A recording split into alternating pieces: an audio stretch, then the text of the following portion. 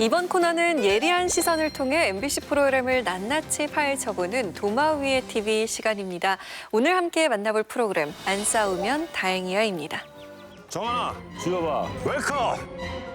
드디어 왔다. 우리의 섬이다. 왔습니다. 두 분만 행복한 섬. 정말 많은 분들이 저기 들어가면 죽어나가요.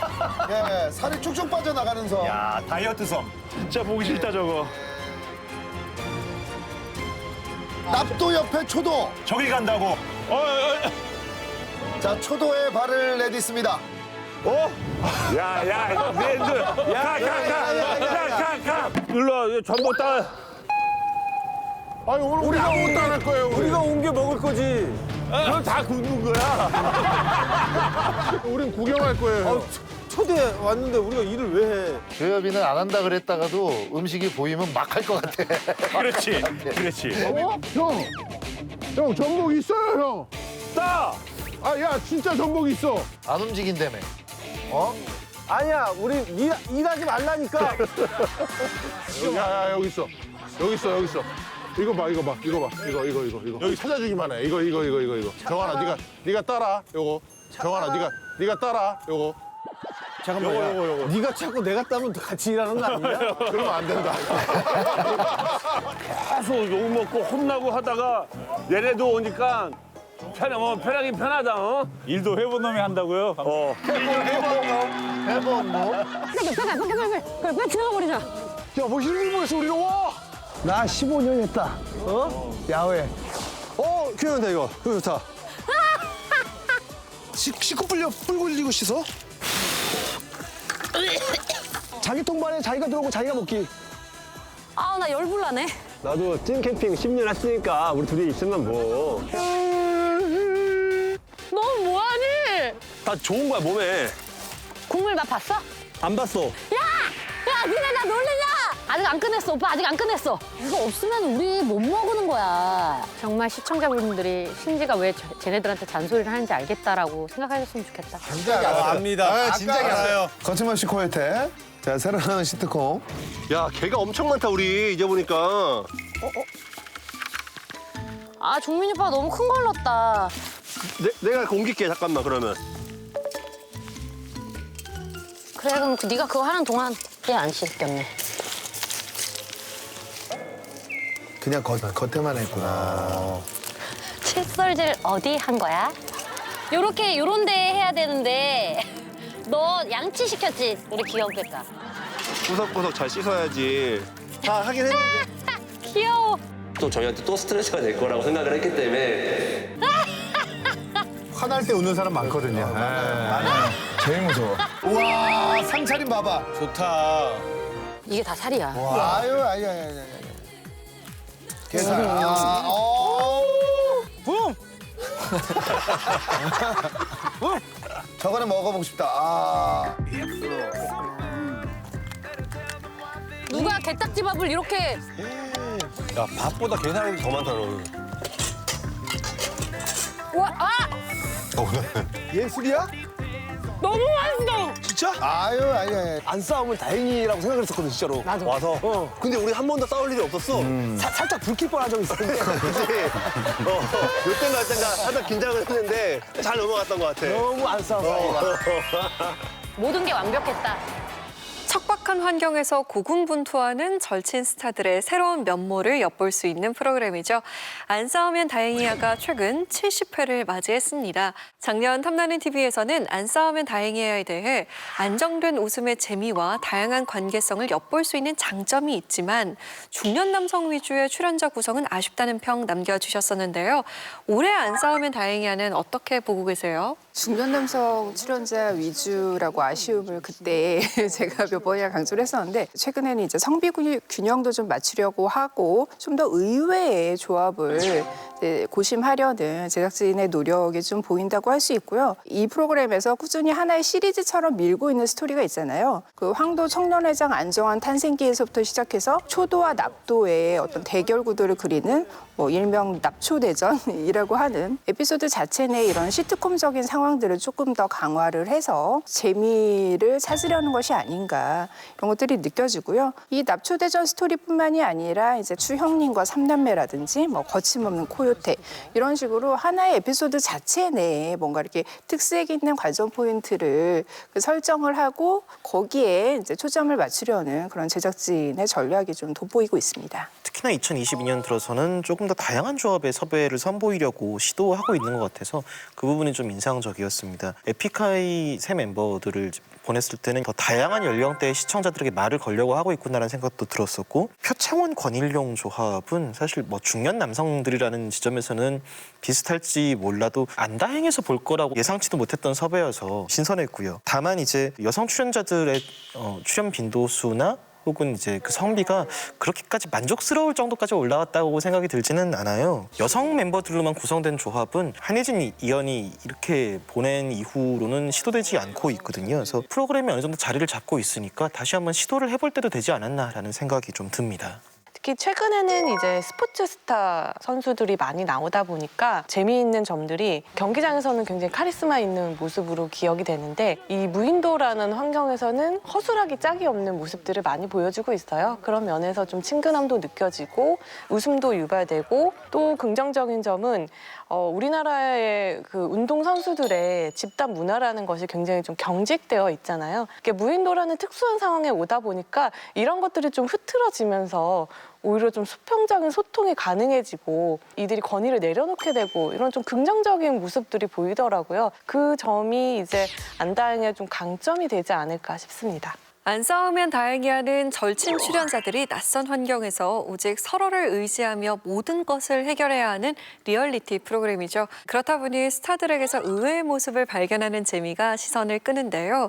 절친 출연자 중 반전 매력이 돋보였던 조합을 꼽아본다면요? 저는 추성원, 김동현, 이상화, 아유미 이렇게 네 분이 간 조합이 정말 이제 좀 생각지도 못한 장면들이 많았던 것 같아요. 추성원 씨가 갯벌에 심각하게 빠져서 막 허우적대고 있으니까 아유미 씨가 너무 유유히 너무 쉽게 그 근처까지 가서 추성훈 씨를 딱히 끄집어내주지는 않고 이제 양동이만 들고 있어 가잖아요. 어떤 그런 장면이랄지 추성훈 씨하고 김동현 씨가 먹을 거 하나도 못 캐고 있을 때 이상화 씨하고 아유미 씨가 소라를 정말 한가득 캐는 장면 이런 모습들은 이 조합으로 뽑아낼 수 있는 정말 최고의 재미였다. 어떻게 보면은 이 섬생활에서 제일 약체일 것 같은 아유미 씨가 덩치 큰 남자 둘을 세상 한심하게 여기면서 이렇게 척척 생존해 나가는 모습들이 인상적이었던 회차였습니다.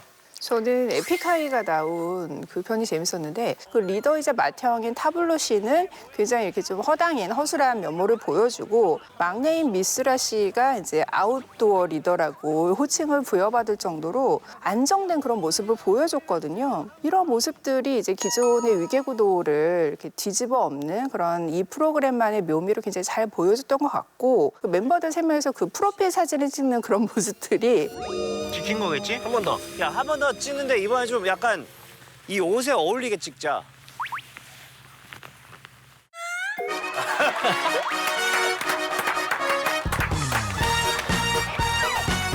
좋았어. 너 이런 거 해봤냐?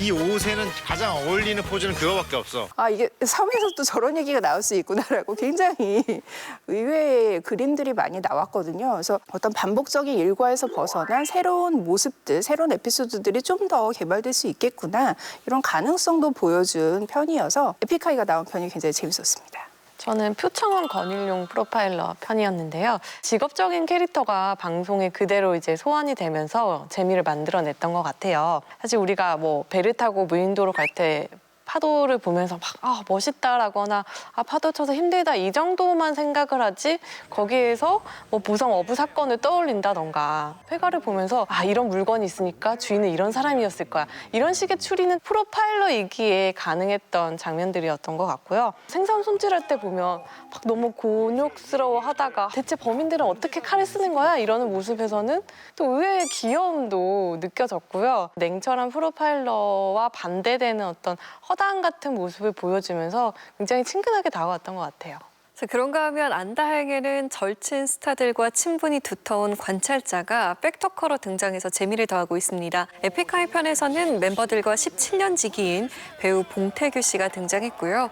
동갑내기 프로파일러 권희룡, 표창원 씨 편에서는 범죄심리학자 박지선 씨가 절친 백토커로 활동하면서 깊은 인상을 남기기도 했습니다. 자, 그렇다면 그중에서 기억에 남는 활약을 펼친 백토커가 있다면요? 저는 이제 문경은 홍성은 씨가 백토커로 출연했었던 게 인상적인데 초도에 안정환 씨와 현주엽 씨가 방문을 했을 때 손님방을 보고 경악을 하잖아요.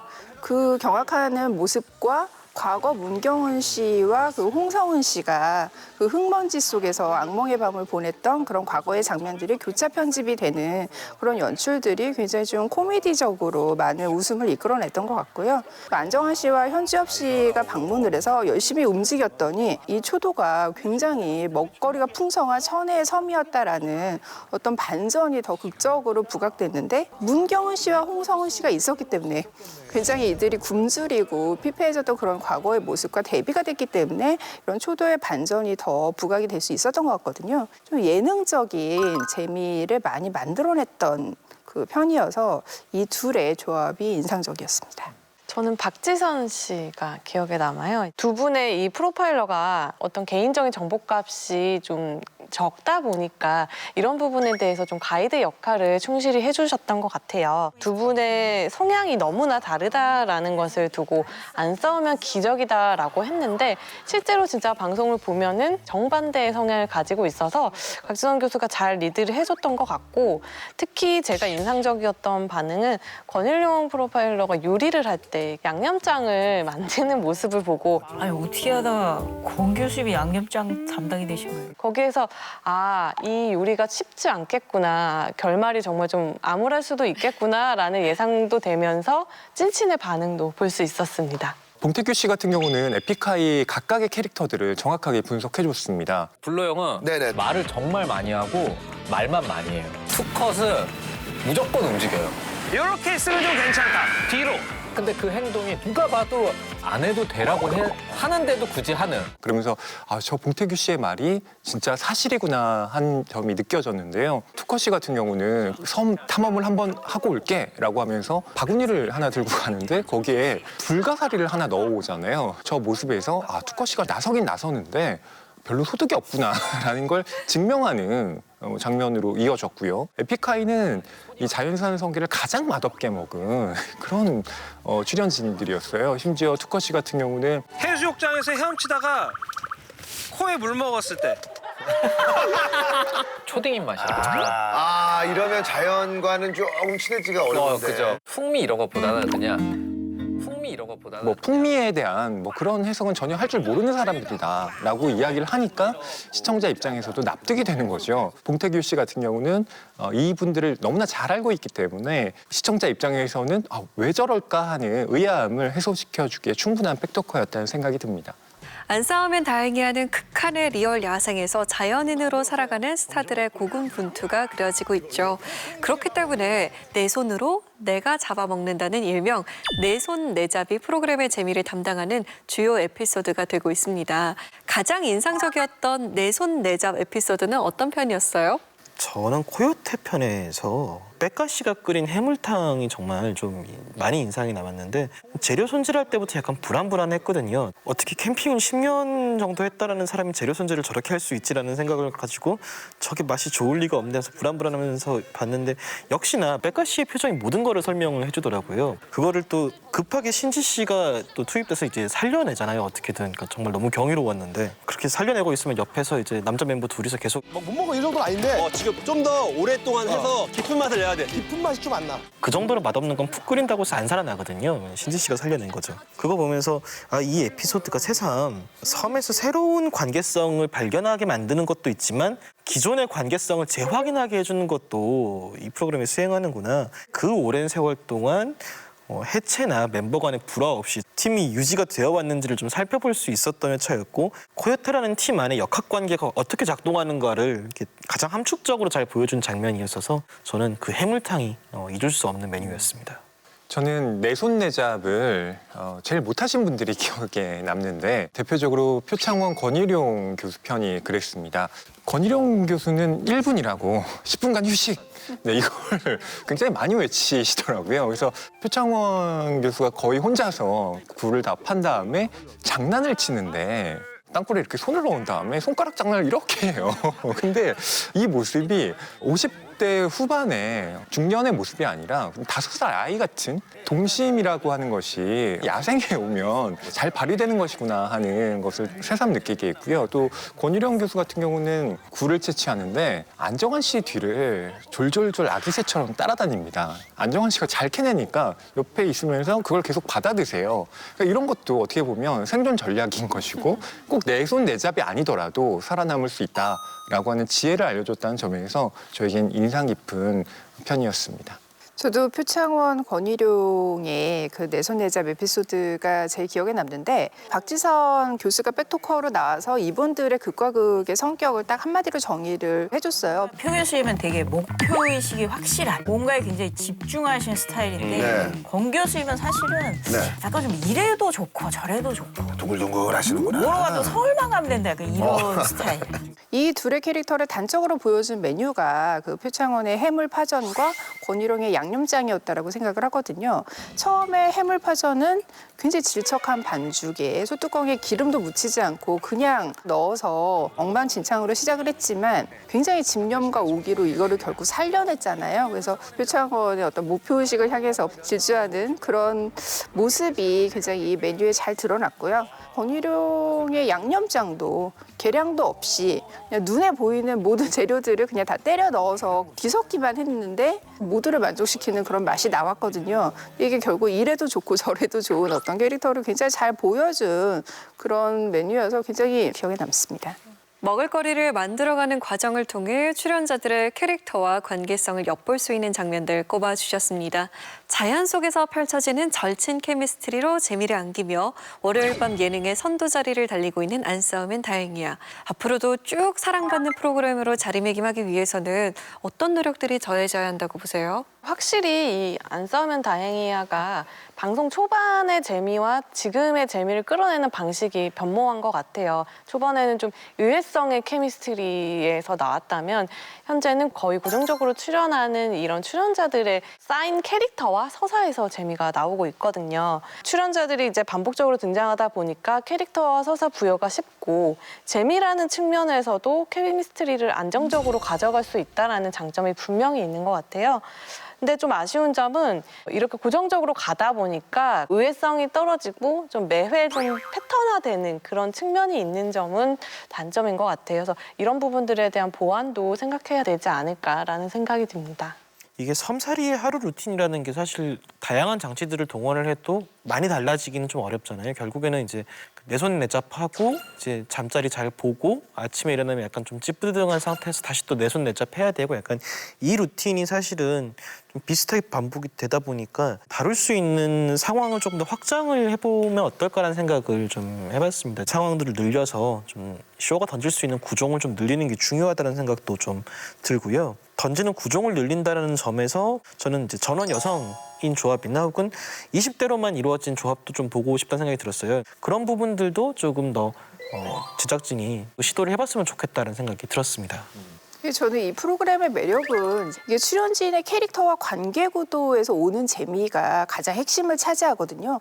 이거는 전형적인 시트콤의 핵심 관전 포인트와 일치를 하기 때문에 이런 리얼 예능이면서 동시에 시트콤적인 성격을 가지고 있는 프로그램의 매력을 더 강화하는 쪽으로 나가야 된다라고 생각을 하고 실제로 이러한 성격 안에서 구축된 납치대전 스토리의 재미가 지금 거의 물이 올라 있어요. 그래서 이것을 조금 더 이렇게 보완하고 발전시키는 그런 방향으로 가야 된다라고 생각을 하고요. 이런 자연 예능에서 좀 우려되는 지점들이 섬이나 숲을 그냥 출연자들이 단순히 일회적으로 체험하는 공간 그리고 떠나버리면 그만인 어떤 그런 식으로 묘사하는 거에 대한 우려점이 있는데 이 납치대전 스토리 같은 경우에는 하나의 시리즈로 이야기가 이어지면서 이 섬을 애정을 주어서 좀 가꾸고 거기에서 수확을 얻고 이런 식으로 좀 이렇게 성장하는 공간으로 그린다는 점에서도 저는 스토리의 유의미 희미한 지점이 있다라고 보거든요. 이 이야기가 지니고 있는 어떤 가능성들을 조금 더 이렇게 다양한 장치로 보완을 하면 좋지 않을까라고 생각을 했습니다.